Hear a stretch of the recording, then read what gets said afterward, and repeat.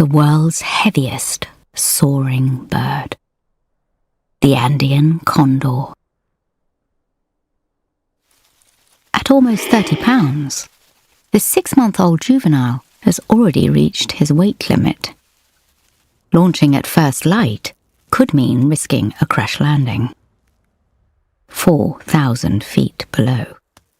So his flight plan is to follow the more experienced adults, waiting patiently for thermals that rise with the strengthening sun.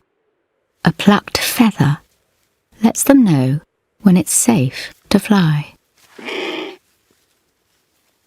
If it floats up, they're clear for takeoff.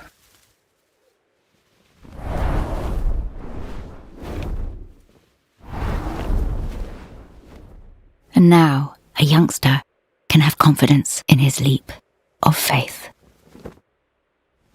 On 10-foot wings, the condors soar, effortlessly gliding over 300 miles a day in search of food.